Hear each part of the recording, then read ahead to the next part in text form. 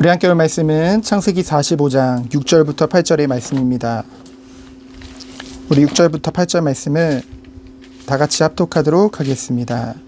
이 땅이 2년 동안 흉년이 들었으나 아직 5년은 밭갈이도 하지 못하고 추수도 못할지라 하나님이 큰 구원으로 당신들의 생명을 보존하고 당신들의 후손을 세상에 두시려고 나를 당신들보다 먼저 보내셨나니 그런즉 나를 이리로 보낸 이는 당신들이 아니요 하나님이시라.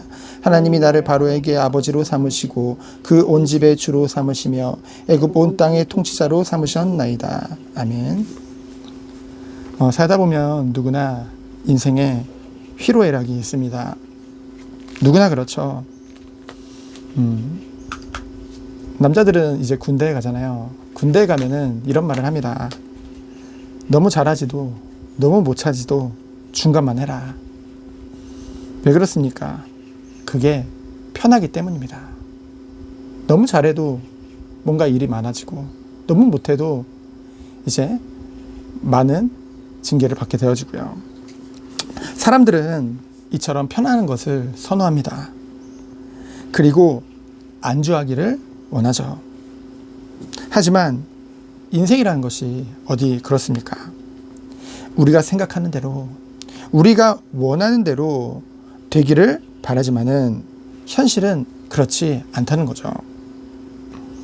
요셉의 인생을 보면 우리는 그것을 더욱더 분명히 알 수 있습니다.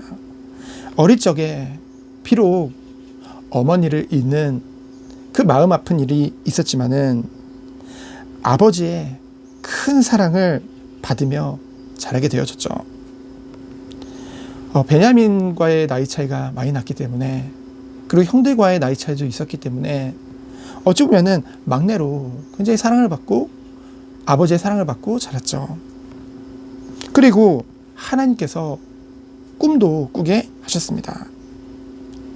그런데 어느 날 그 아버지의 심부름으로 인해서 형들을 위한 그 요셉의 헌신이 도리어 죽음이라는 그런 위기와 노예로 팔리고, 그 노예 생활 가운데는 어땠나요? 최선을 다했죠. 그래서 요셉과 하나님이 함께 하심으로 형통케 하시는 그 축복도 누리게 되었습니다. 하지만 억울하게 누명을 쓰게 되어졌고요. 감옥에 갔죠. 감옥 생활도 그 안에서도 요셉의 성격대로 정말로 최선을 다해서 잘 성실히 임했습니다.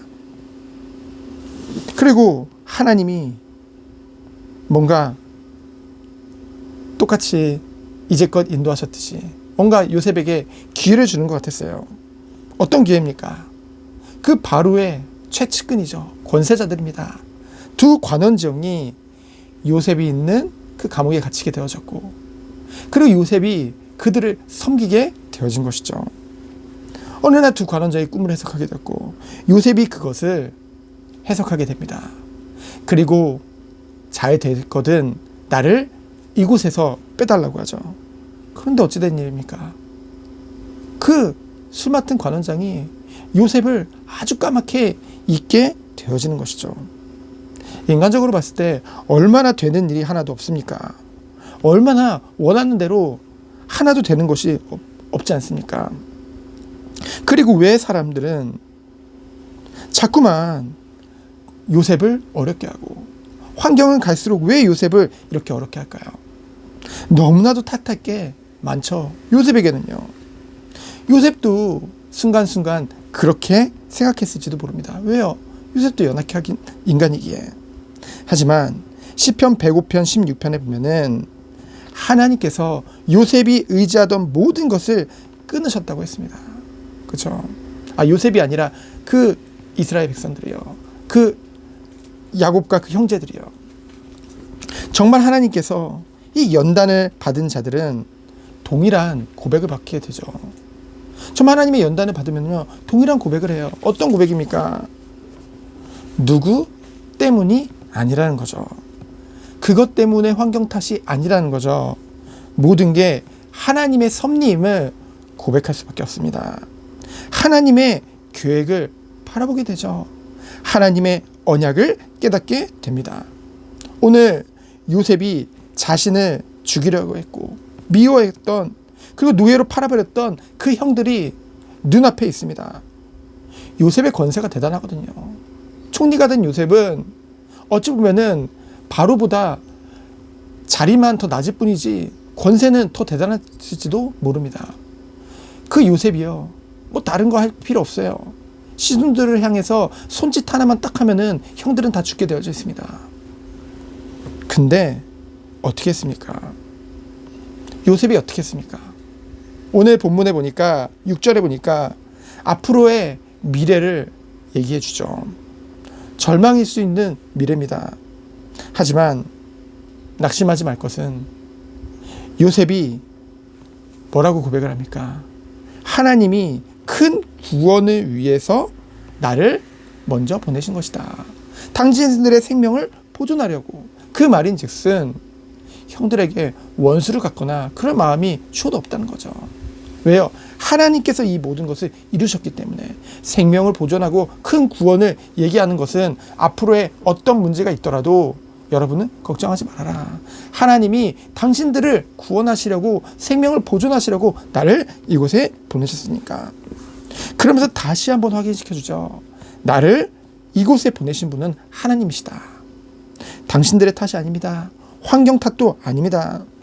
그리고 또 고백을 하죠.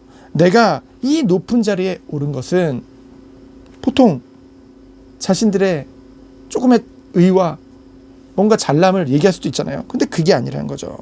이 또한 하나님께서 이 모든 것을 이루셨다. 왜? 큰 구원으로 생명을 보존하기 위해서. 요셉의 고백이 이렇습니다. 누구보다 어려운 길이었고, 누구보다 고난의 길이었고, 누구보다 사람을 탓할 수 있고 환경을 탓할 수 있었던 그런 요셉이 걸어온 길인데요. 요셉은 그 누구도 탓하지 않았습니다. 환경을 탓하지도 않았습니다. 이 모든 것이 하나님의 섭리하심임을 고백했죠. 우리가 걸어온 길, 그리고 걸어갈 길을 정말로 생각해 보세요. 모든 것이 하나님의 섭리하심 속에 있는 줄 믿습니다. 생사화복을 주관하시는 그 하나님, 전능한 하나님이요, 우리를 영원부터 영원까지 동일하게 사랑하시는 그 하나님, 그 하나님이 우리의 모든 것들을 인도하시는 줄 믿습니다. 하나님은 영원토록 동일하신 하나님이에요. 우리는 이것을 놓치지 말아야 될 것입니다. 잊지 말아야 될 것이에요. 비록 삶이 쉽지 않을 때가 많다는 거죠. 그때도 하나님은 함께 하십니다. 요셉이 어려움과 고난의 길 가운데서도 늘 반복해서 성경에 기록된 것은 무엇입니까? 하나님이 요셉과 함께 하심에 그가 형통한 사람이 되었더라. 눈으로 볼 때는 전혀 아닌데요. 우리의 기준으로 봤을 땐 아닌데요. 하나님이 힘 주시고 하나님이 은혜 주시고 그 모든 것들을 견디고 인내하도록 요셉을 도우셨다는 것입니다. 그래서 요셉이 그 어떤 문제도, 그 어떤 어려움도 요셉을 삼킬 수가 없었어요. 왜요? 하나님이 붙잡고 계셨기 때문에, 하나님이 요셉과 함께 하셨기 때문에 내 인생도 이 축복 안에 있는 줄 믿습니다. 그래서 우린 기도했으면 좋겠어요. 주님, 하나님의 뜻 안에 내 인생이 있음을 정말로 그것으로 기뻐하고 그것으로 즐거워하고 이 모든 것으로 하나님께 영광 돌리는 우리 모든 성도님들 되어지기를 예수 그리스도 이름으로 축원드립니다. 이 시간 기도합니다. 하나님 감사합니다. 눈에 보이는 것에 낙심하는 것이 아니라 영원한 하나님, 동일하신 하나님, 영원전부터 영원까지 나를 사랑하시는 그 하나님을 바라보며 오늘 하루도 승리할 수밖에 없는 축복 누리는 우리 모든 성도님 되도록 주께서 축복하여 주옵소서. 오늘 하루도 하나님의 뜻을 삶 가운데 확인하고 모든 것 가운데 하나님께 영광 돌리며 기뻐하며 즐거워하며 오늘 하루도 승리하는 우리 성도님 되도록 주께서 축복하여 주옵소서. 살아계신 예수 그리스도의 이름으로 기도합니다. 아멘.